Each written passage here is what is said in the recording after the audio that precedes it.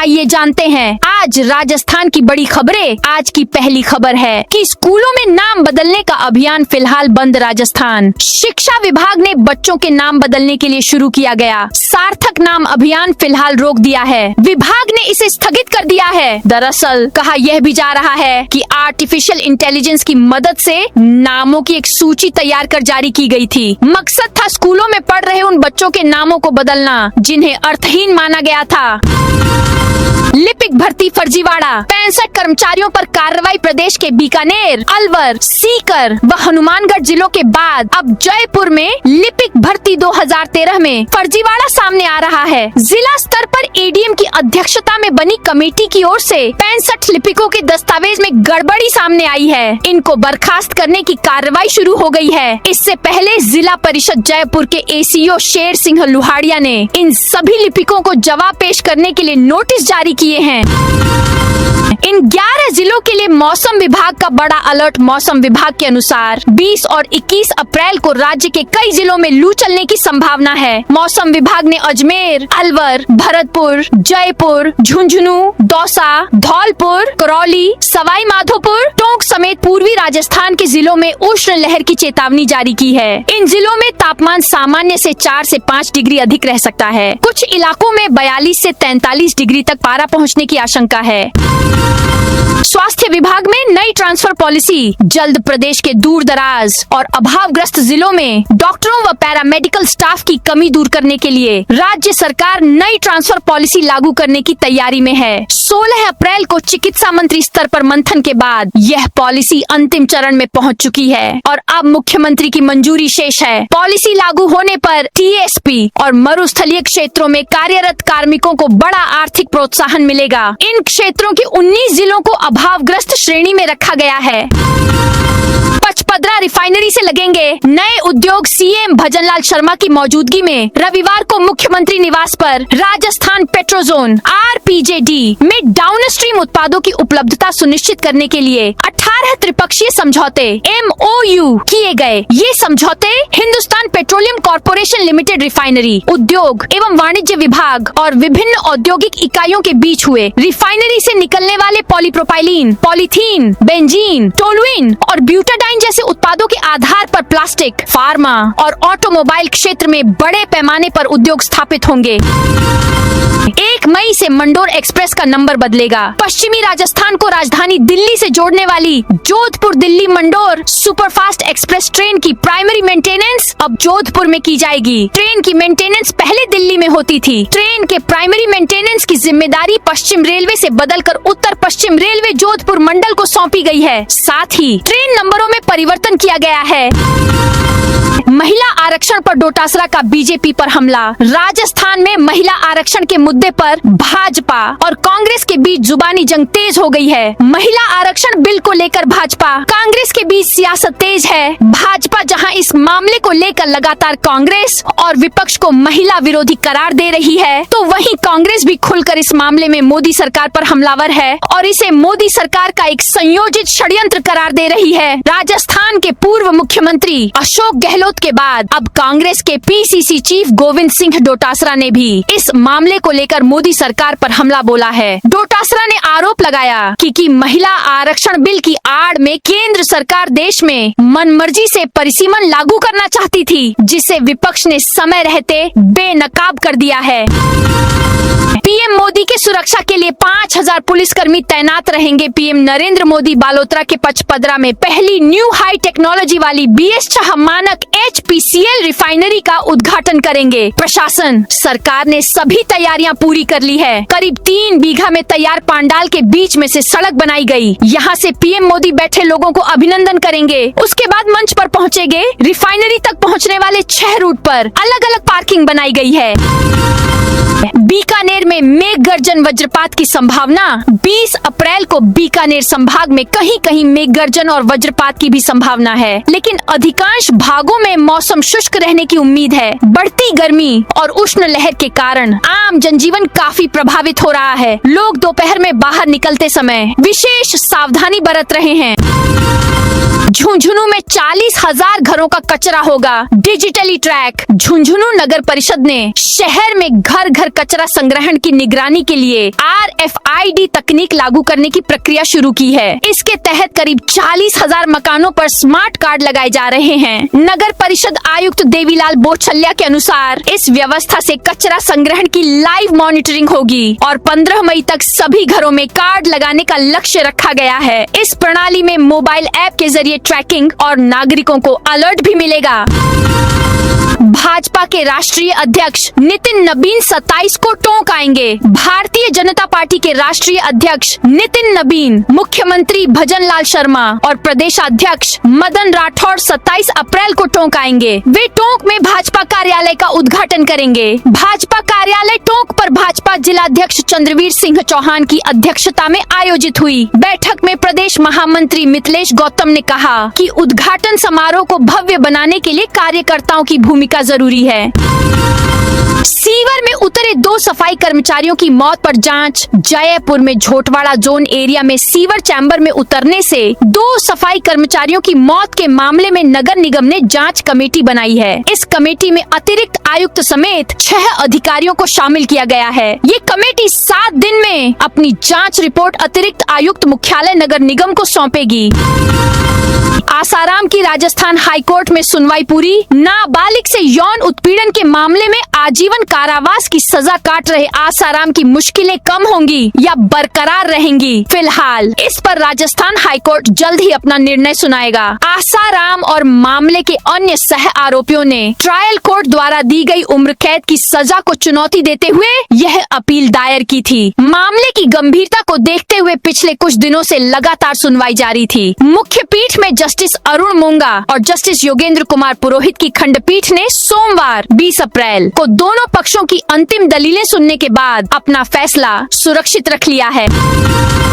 Pachpadra refinery में लगी आग। पचपदरा रिफाइनरी के लोकार्पण से एक दिन पहले एक यूनिट में आग लग गई। इसके बाद प्रशासन व अधिकारियों में हड़कंप मच गया। फायर ब्रिगेड सिस्टम से आग बुझाने का प्रयास किया जा रहा है। बताया जा रहा है कि ये आग सीडीयू यूनिट में लगी है। आग लगने की सूचना मिलते ही यहाँ काम कर रहे कर्मचारियों को बाहर निकाला गया। रिफाइनरी से धुएं के तेज गुब्बार उठाने लगे। उसके बाद कर्मचारियों ने फायर सेफ्टी सिस्टम को चालू कर आग पर काबू पाने का प्रयास शुरू किया है।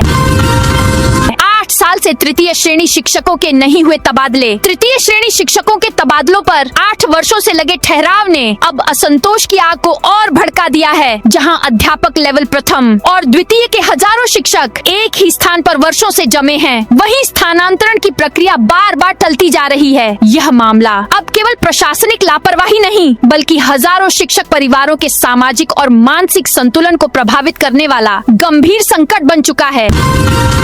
राजस्थान में चलती बस में फिल्मी अंदाज में यात्रियों से हुई थी लूट। कोतवाली थाना पुलिस ने राजस्थान राज्य पथ परिवहन निगम रोडवेज की बस में यात्रियों व परिचालक से हुई लूट के मामले में पिछले 25 साल से फरार चल रहे एक उद्घोषित आरोपी गंभीर सिंह यादव को गिरफ्तार किया है। अभियुक्त को उत्तर प्रदेश के बुलंदशहर जिले के सिकंदराबाद पुलिस थाना क्षेत्र के सराय घासी से डिटेन किया। जब गंभीर के खिलाफ मामला दर्ज हुआ तब उसकी उम्र करीब 33 साल थी। अब पकड़ में आया तब उसकी उम्र करीब 58 साल है।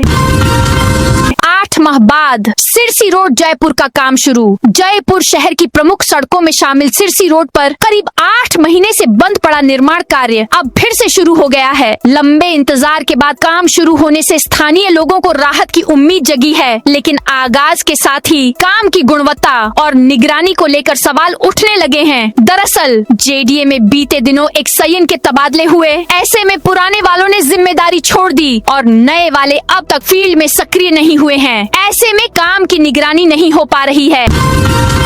कोटा को मिलेगी 80 करोड़ के विकास कार्यों की सौगात। इस हफ्ते कोटा में बड़े और महत्वपूर्ण कार्यक्रम आयोजित होने वाले हैं। 21 अप्रैल को लाडपुरा विधानसभा क्षेत्र में 80 करोड़ रुपए के विकास कार्यों का शिलान्यास और लोकार्पण लोकसभा अध्यक्ष ओम बिरला और विधायक कल्पना देवी करेंगे। इसमें नई लिंक रोड का निर्माण, सड़क चौड़ीकरण, नहर किनारे पुलिया और कैथून सांगोद रोड पर नदी पर पुलिया शामिल है। सोमवार को गुमानपुरा सिंधी धर्मशाला में निःशुल्क नेत्र जांच शिविर और मोतियाबिंद के मरीजों के ऑपरेशन होंगे।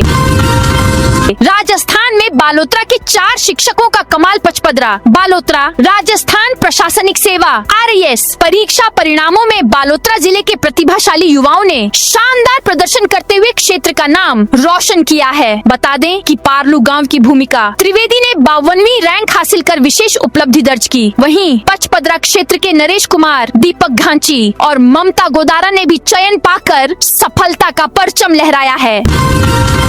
पशुपालकों की बल्ले बल्ले। राजस्थान की ग्रामीण अर्थव्यवस्था में पशुपालन की अहम भूमिका को ध्यान में रखते हुए राज्य सरकार ने मुख्यमंत्री मंगला पशु बीमा योजना का शुभारंभ किया है। इस महत्वाकांक्षी योजना का उद्देश्य पशुपालक किसानों को उनके दुधारू पशुओं की असमय मृत्यु की स्थिति में आर्थिक सुरक्षा प्रदान करना है, ताकि अचानक होने वाले नुकसान से उनकी आजीविका प्रभावित न हो। राजस्थान के इन 2 जिलों के 1426 गांवों व 8 शहरों को मिलेगा लाभ। सवाई माधोपुर जिला कलेक्टर कानाराम ने रविवार को चंबल नादौती सवाई माधोपुर वृहद पेयजल परियोजना का निरीक्षण किया। 4060 करोड़ रुपए की इस योजना से सवाई माधोपुर और करौली जिलों के कुल 1426 गांवों तथा 8 शहरों को लाभान्वित करेगी। संयोजक के तौर पर उन्होंने सवाई माधोपुर जिले के 579 गांवों व 4 शहरों में दीर्घकालिक पेयजल समाधान के लिए कार्यों की गुणवत्ता व समय सीमा पर सख्ती के निर्देश दिए।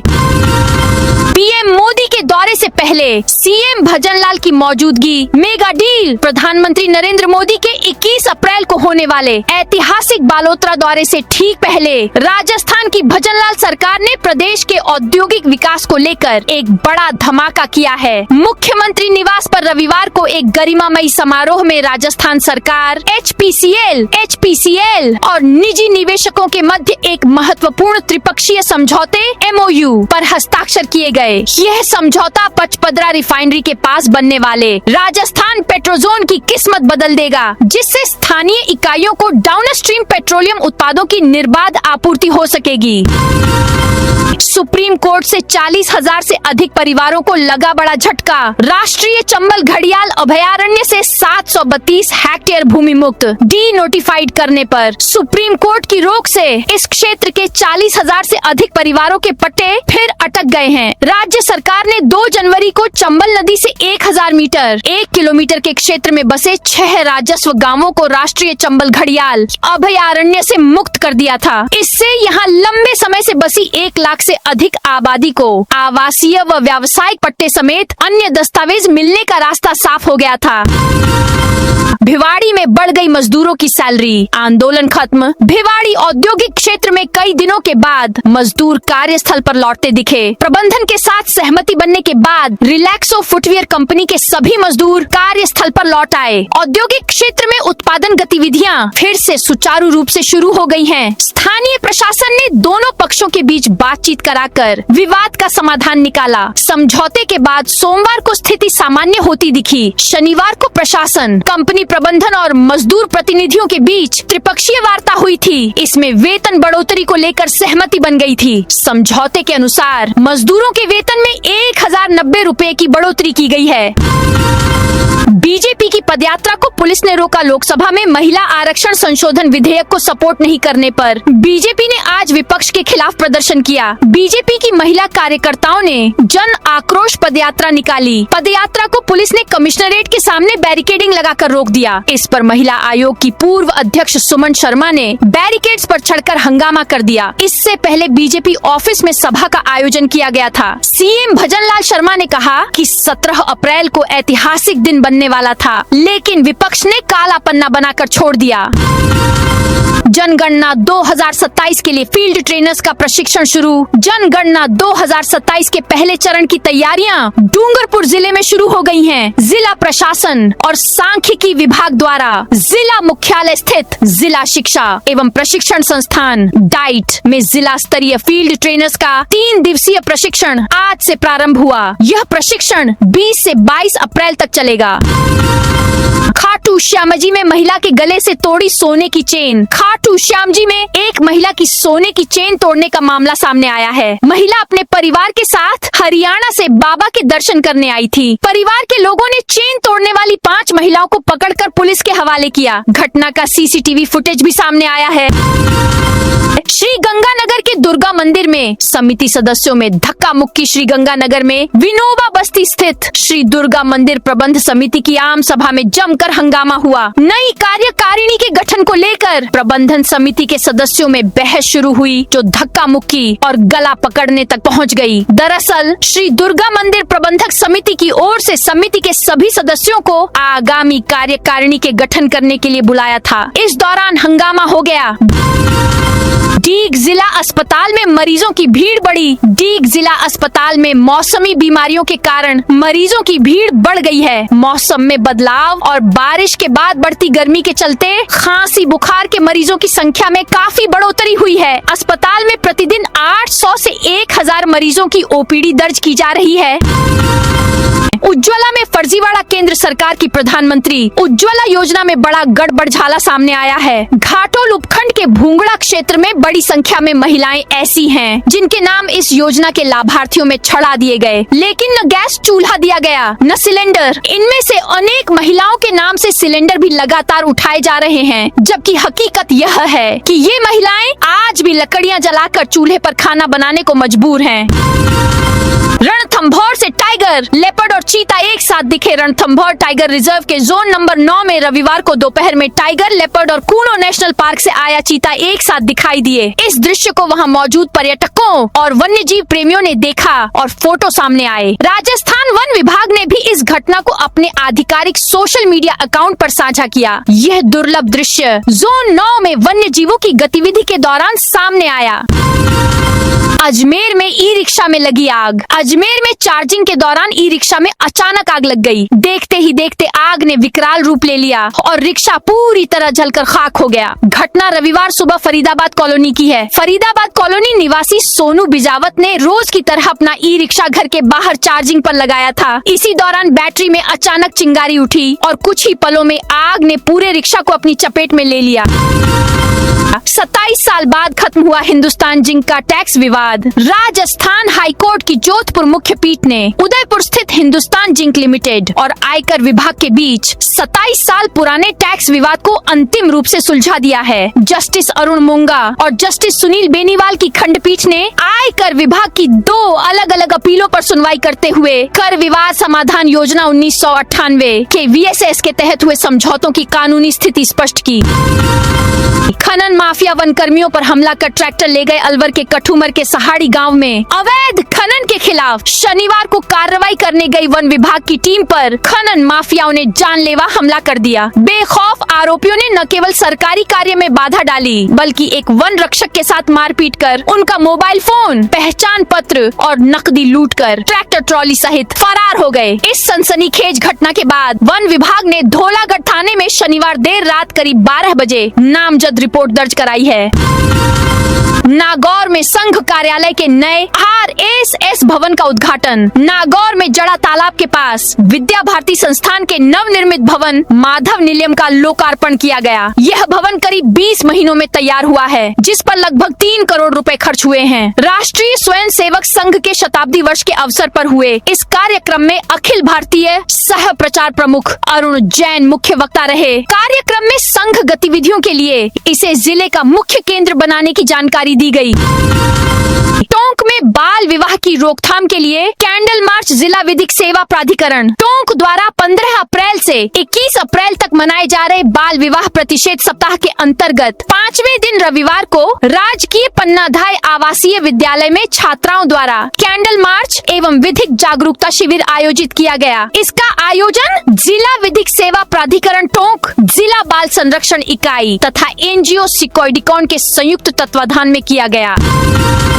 अब 10 ATS सेंटर पर तकनीकी सिस्टम से होगी जांच। वाहनों की फिटनेस में हो रहे फर्जीवाड़े पर लगाम लगाने के लिए परिवहन विभाग ने बड़ा कदम उठाया है। करीब 5 साल से अटकी ऑटोमेटेड टेस्टिंग स्टेशन ATS योजना अब लागू हो गई है। इसके साथ ही प्रदेश में वाहनों की फिटनेस जांच पूरी तरह तकनीकी और पारदर्शी प्रक्रिया से की जाएगी। नई व्यवस्था के तहत अब RTO कार्यालयों में होने वाली पारंपरिक फिटनेस जांच बंद कर दी गई है। राज्य सरकार की पॉलिसी के अनुसार संचालित पुराने पुराने फिटनेस सेंटरों को भी बंद कर दिया गया है। अब सभी वाहनों की फिटनेस जांच केवल ऑटोमेटेड टेस्टिंग स्टेशनों पर ही अनिवार्य रूप से होगी। शिक्षा विभाग में फिजूल खर्ची पर लगाम। प्रारंभिक शिक्षा विभाग ने वित्त वर्ष 2026 से 27 के लिए बजट के पारदर्शी और संतुलित उपयोग को लेकर सख्त गाइडलाइन जारी की है। निदेशालय प्रारंभिक शिक्षा की वित्तीय सलाहकार मीना सोंगरा के जारी आदेशों ने जिला और ब्लॉक स्तर के शिक्षा अधिकारियों के लिए वित्तीय सीमाएं निर्धारित कर दी हैं। अब अधिकारी अपनी मनमर्जी से बजट खर्च नहीं कर पाएंगे। चित्तौड़गढ़ में पानी सप्लाई गड़बड़ी पर एक्शन। चित्तौड़गढ़ में पेयजल सप्लाई में गड़बड़ी अब सीधे कार्रवाई तक पहुंच गई है। सेगवा हाउसिंग बोर्ड के सी ब्लॉक इलाके से पानी की अनियमित सप्लाई की शिकायत मिलते ही जिला कलेक्टर ने सख्त रुख अपनाया और मौके पर ही सहायक अभियंता हिमांशु वीरवाल और कनिष्ठ अभियंता राकेश आमेटा के खिलाफ चार्जशीट जारी करने के निर्देश दे दिए। 23 मामलों में आरोपी हिस्ट्री शीटर गिरफ्तार। उदयपुर की सवीना थाना पुलिस ने चेन स्नैचिंग के मामले में फरार चल रहे आरोपी को गिरफ्तार कर लिया। थानाधिकारी गजवीर सिंह ने बताया कि आरोपी मंशाराम परमार पुत्र लक्ष्मण लाल निवासी बिचला फला सरेगा को गिरफ्तार किया है। भागते वक्त आरोपी का दाहिना पैर टूट गया, जिसके बाद उसका हॉस्पिटल में इलाज कराया। 18 MOU से पेट्रोजोन को नई रफ्तार। मुख्यमंत्री भजनलाल शर्मा की उपस्थिति में रविवार को मुख्यमंत्री निवास पर बालोतरा स्थित राजस्थान पेट्रोजोन RPZ के विकास को गति देने के लिए महत्वपूर्ण कदम उठाया गया। HPCL रिफाइनरी, उद्योग एवं वाणिज्य विभाग तथा विभिन्न औद्योगिक इकाइयों के बीच 18 त्रिपक्षीय समझौता ज्ञापन MOU पर हस्ताक्षर किए गए। इन समझौतों का उद्देश्य पेट्रोजोन में स्थापित होने वाले उद्योगों को डाउनस्ट्रीम उत्पादों की नियमित आपूर्ति सुनिश्चित करना है। तो दोस्तों, यह थी आज राजस्थान की बड़ी खबरें। आप इस वीडियो को कौन से जिले से देख रहे हैं, उस जिले का नाम जरूर बताइए।